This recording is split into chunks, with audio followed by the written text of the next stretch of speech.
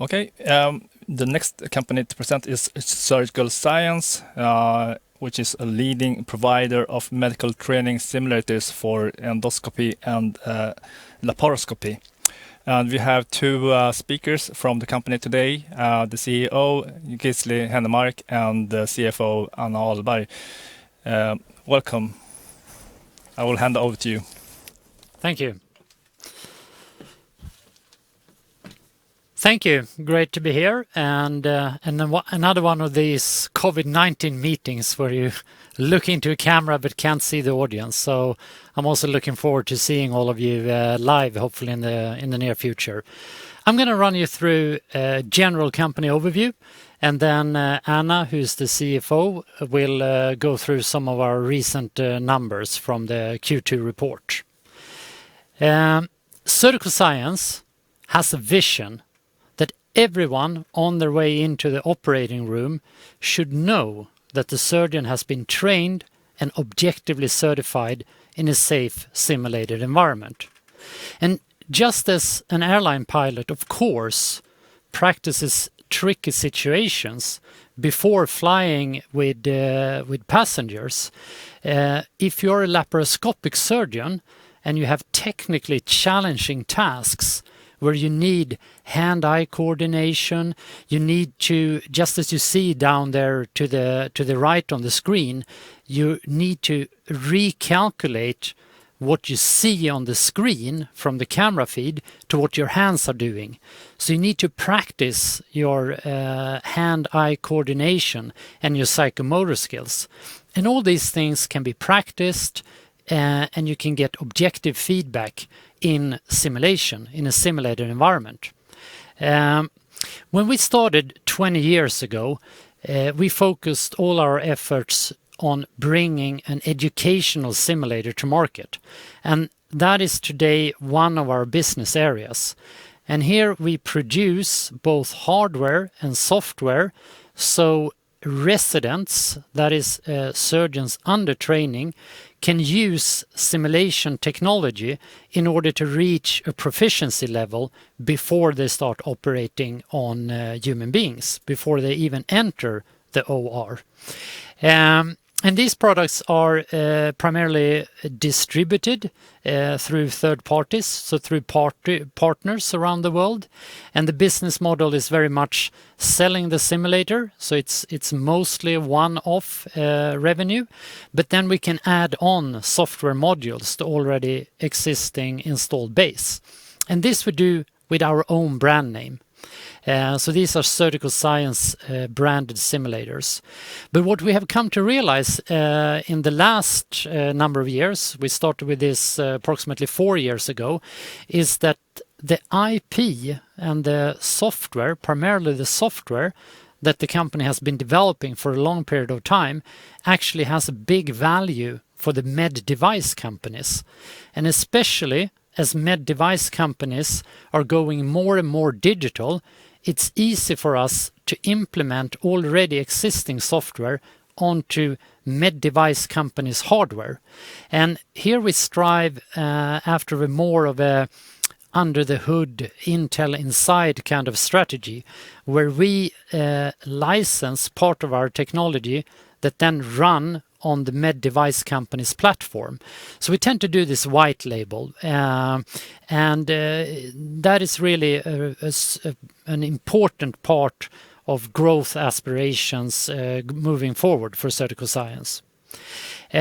Looking at the two different business areas, you can also see that there is a great overlap and great synergies between these two different business segments, because it utilizes the same ground IP, and we can use the same development organization to further enhance those products that then go both into educational products and to our partner companies in industry OEM. It is also a matter of feeding knowledge, because our educational products have been used by a lot of key opinion leaders in the surgical community that are interested in patient safety, and they have used our products in their validation studies that often gets published in British Medical Journal, Annals of Surgery, etc., showing the transference of skills from simulator to the OR. So there's plenty of evidence. It's not something we think works, it's something we know works, and it's something we know makes the surgeons better and actually then impact patient outcomes. And the med device companies are really interested to have this validation and credibility when they integrate our products onto their own platforms. And just to get a sense for those of you who are new to the company, if you are a laparoscopic surgeon, if you look down to the left side of the picture, you can actually practice the feeling of being in the OR through our educational products, through our simulators, where you hold on to your instruments, you look up at the screen, and you perform your task. I'm going to play a video here. So this is shows a gallbladder. The surgical removal of a gallbladder, a cholecystectomy, and this type of real-time, non-linear simulation is really the core asset of the company, because this software is something that we have been developing from scratch. So this does not include any third-party software engines, etc. This is really, C++ platform built by Surgical Science. And the really key IP here is how you can get realistic interaction between the soft tissue organ and the instrument. So here is the IP base, different anatomies and different procedures. And then when we take this to the med device companies, what we do is we add their specific instruments, but the crash course interaction is already in our core platform, in our core IP. Moving on, sort of a little bit of a big picture macro trend analysis. We have some factors that we believe are really in our favor and will drive simulation moving forward. Number one is the increased focus on patient safety.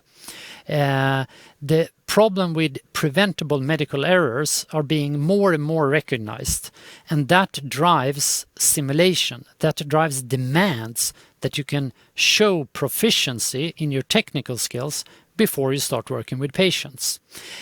Number two, very important, is the big trend of moving away from open surgery and transitioning into minimum invasive surgery. So when you're a surgeon that's been doing mostly open surgery and you're going to do keyhole surgery or laparoscopy, you need a lot of training because it is technically much more challenging. And then an extension of that is robotic surgery, which has enormous growth at the moment, and that today only has 2% penetration. So only 2% of the procedures you can do robotically are today done robotically. Third trend is the digitalization, and this is really key. Instruments and devices are becoming increasingly digital. That means that it's easier to add on already existing simulation software. It also means that there is a lot more data coming out in the healthcare sector, and that data will make it impossible to hide the fact that there is a big difference in outcomes depending on the technical skills from the surgeon, and that then in turn affects the increased focus on patient safety and the demand and rationale for using simulation as it's an objective way to increase your proficiency level and also get objective measurements of how good you are. Taking a little bit of a dive then into the industry OEM part of our business, the business where we license technology and where we integrate technology in the med device companies' existing products. And the most important niche within industry OEM is the robotic surgery. And like I mentioned before, only 2% is the penetration level right now of the surgeries that can be done robotically. But some of you who are new to robotic surgery might perhaps imagine that it's sort of self-operating robots, but it's not. It's still the surgeon that controls everything, but it's a digital interface between the instruments that go into the body of the patient and the surgeon. And this has a lot of advantages for the patient, but it's also big advantages for the surgeon. So the surgeon really has a more ergonomic work environment and can actually hopefully work up until retirement age. If you're a laparoscopic surgeon, you will have a lot of problems in your neck, shoulder, etc. From uncomfortable working position. The growth of robotic surgery has been extremely strong in the last few years. It started out primarily being within urology, as it has clear patient advantages in prostatic cancer if you have to do a prostatectomy, because even if the survival rate is similar to other alternative surgeries like open surgery or laparoscopy, the quality of life is much higher on average if you had robotic surgery. That means a lot less incontinence and impotence and side effects. But we have also seen a very strong growth in the general surgery applications of robotic surgery. And these are all numbers from the incumbent, the company called Intuitive Surgical, who is today by far the market leader. And they are also a customer of ours. So in their software, on their hardware platform, DaVinci Robot, our software runs and surgeons can practice their technical skills before using the actual robot on patients. Looking at a couple of other examples here is CMR Surgical. You can see their product there to the left. They have a robot that they just launched this spring called the Versius. And with every Versius comes something called the Versius Trainer. So that is a simulation solution from CMR Surgical, but inside of the Versius Trainer is 100% Surgical Science software.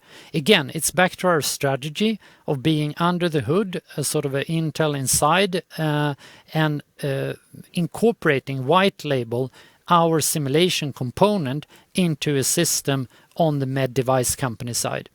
And there is another example there to the right from Mir Company, which is a South Korean surgical robotic manufacturer. And you can even see on the bottom picture there, at the back of the console is a computer. That computer has a RevoSim, which is their simulation solution. But again, it builds 100% on Surgical Science software. It builds on our core software engine and then some adaptation on the top to incorporate their specific instruments. But industry OEM is not only surgical robotics, even if that is the number one niche for us, the most important sub-segment of industry OEM. But we also see increasing digitalization in other parts of the healthcare industry. And just looking at laparoscopy, which is where we come from, where we have our own educational products, those instruments are also becoming much more advanced. Here's an example of a vessel sealer. So from having been more sort of scissors and graspers, these new generation of instruments are also having digital interfaces and digitalization. So they contain microchips and they can measure the thickness of the tissue, etc., etc. Again, drives demand for training and makes it easier to incorporate with already existing technology that we've been working on for 20 years. It's also a great overlap when a customer like this med device company pays us to integrate their instrument into the existing platform of Lapsim, and then they purchase those products from us. And it's also a great shopping window because instead of being at the small booth, as we're a small company, we get to have our products at the center stage of the trade show. So again, the two areas really are complementary and dependent on each other.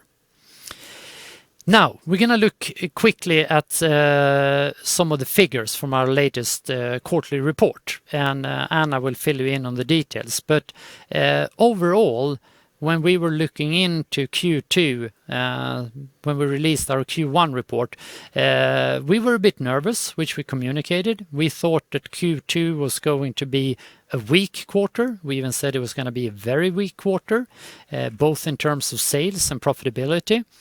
But having gone through this sort of full COVID quarter, we realized that our industry OEM side of the business, which was approximately 60% of the revenue, actually only decreased about a little bit more than 10% compared to 2019. And then we have our largest customer, Intuitive Surgical, that went down 35% in terms of new units shipped, which is important for us because every unit that gets shipped either includes simulation or doesn't include simulation. So we actually had a good attach rate. We call it attach rate. The percentage of new robots that go out with simulation. But there was also contribution from several other customers. Now it's only one quarter, and we do realize that it's still uncertainty in Q3, Q4. But over the longer term, we are sure that the trend of surgical robotics and the general macro trends we were just talking about here recently will drive the industry OEM business very strongly for us. If we looked at the other side of the business, our educational products, they took a bigger hit. I mean, they almost went down almost 50% compared to the same quarter last year. So that's, of course, bad. But given the fact that people were not even at work, simulation centers were closed, hospital had all their focus on handling the C-19 pandemic and preparing for the worst with overcrowded hospitals and so on, we're still pleased that the customers kept on buying from us and that we sold simulators for 8.2 million Swedish crown in the quarter. And then was a time when we had a very challenging situation in the US. Sales were low there. Asia was getting back to activities. We saw trade shows and tenders and so on coming out. But there was not a lot of sales. So a lot of the sales actually came in Europe. Some more details here on the figures. Will Anna help you to fill in? Yes, I will just quickly run you through our numbers for the first 6 months this year. We showed sales of just above 40 million Swedish crowns. That was an increase compared to last year. However, we made an acquisition of a Swedish company called SYNERGIES last year as of July 1st. And so therefore, if we look at comparable units, we see a decrease with 30%. And also, as Gisli said, educational products have taken a bigger hit during these times. So we see that the split between the different business areas have shifted somewhat. Usually the quarters before we had pretty even 50-50 sales between the two areas. Now it was 40% within educational products and 60% within industry OEM. And for reference, 2019 we had sales of just above 100 million Swedish crowns, and pro forma then including SYNERGIES the last 6 months, it was 129 million Swedish crowns. We showed a very good margin for the first 6 months, a gross margin of 85%. That is affected by the split between our different revenue streams. We have 3 main streams, you could say. We have sale of our simulators, hardware and software within educational products primarily. They have a gross margin of around 75%. We then, within industry OEM, have our consultancy fees, with a healthy gross margin, but of course nothing like the license fees that we also have within Industry OEM, where the margin is close to 100%. So as we see license fees growing as a portion of total revenues, we also see our gross margin increasing. Cost-wise, during these first 6 months, some of our costs came down due to C-19, of course, primarily within marketing and sales, where we were not able to travel, to visit hospitals, attend trade shows, etc. Other than that, we have continued to work within R&D, etc., as usual. Our EBITDA, we have one of our financial goals is that we should have an EBITDA margin of above 40%. We had a margin of 30% for 2019. However, during Q3 and Q4, it was 43%. So we've been up there, but for the first 6 months this year, we showed a margin of 22%. Then just briefly around our finance net and cash flow, we do not have any loans in the group, so therefore our finance net is all due to exchange rate fluctuations on internal receivables. Cash flow during these times, we are very happy to be able to say that we have remained, our cash position has been intact. If we look at December 31st, before all this started, comparing now to June 30th, it's almost exactly the same. We have a cash position of just below 70 million Swedish crowns. Even if we have invested a lot during the period in inventories, for example, to make sure that we have delivery capabilities. Financial goals. Yeah. Just very briefly, and then Christian, if you have some questions. But we have a target of 400 million Swedish crowns in 2024, with an EBITDA of at least 40%. And we have previously communicated we feel very comfortable with the EBITDA target. I mean, in Q3, Q4, we were at 43%. Like Anna mentioned, we've been down a bit the first 6 months, but there are unusual times. So for us now, it's really about tying up more industry OEM relationships and then seeing a higher portion of our revenues coming from those license income. And just a couple of final comments around COVID-19. We get asked a lot about that. I mean, there will be uncertainty still in Q3 and Q4. We were very pleased to see activity or sales in Q2, but there is still some uncertainty for the fall, and there are some lead times in that business in the educational product side, even though on a longer horizon we feel very comfortable. And pretty much the same goes for industry OEM, as the med device companies are being affected by COVID-19. At the same time, there is a big sort of patient debt because there are a lot of surgeries that have been postponed, and it really also triggers in a way how you can do things differently. I mean, education and practice should not be done in the OR, and we feel that brand and reputation is really important. I mean, customers come to us. We are well known. We've been doing this for more than 20 years and have a lot of validation to show for it. So it's a shorter way to start, basically, when you're known and you have a reputation, not at least with the industry OEM customers who are focusing a lot on post-COVID-19. So that was it. Thank you. Thank you, Gisli and Anna, for a very good presentation. And let me start with the educational products that has taken quite a hit during COVID-19. Do you believe that pent-up demand is building up now and that will drive the growth when the situations are normalizing? Yeah, like we mentioned a little bit about the COVID-19 comments. I mean, I think an extreme situation like this also triggers different behavior. And a lot of the practice, too much of the hands-on practice among residents, have been done in the OR. So I think this could actually talk in favor of simulation. Yeah. But it's a little bit too early to tell. I mean, there is a lot of conflicting conflicting forces. Yes, understood. And if you're looking at the robotic surgery providers, they seems to have handled their situation quite good during the pandemic. What will this mean for you in the near term?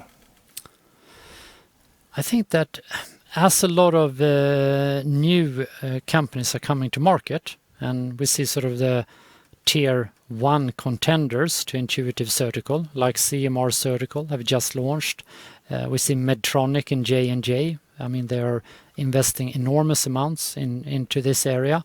I think we will see the penetration that is today 2% rapidly grow. And all of them will, in one way or another, need simulation. Yeah. So that provides a huge business opportunity for us. Yeah. Okay.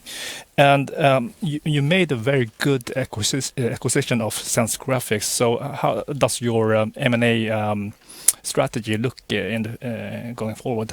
Do more acquisitions like Sense Graphics. Sounds excellent. No, I mean we have acquisitions as part of our strategy, and basically, we're looking for players that have customer relationships, complementary technologies, talented software developers, and complementary application areas. We are in laparoscopy and endoscopy, but there are other areas that could fit well together with these two application areas. And we have a good, clear picture of sort of the puzzle ahead, where Sense Graphics was the first piece. So we're very happy to have them on board, and it's been a great integration process. Okay, that sounds like a perfect ending of this presentation. Thank you very much. Thank you. Thank you.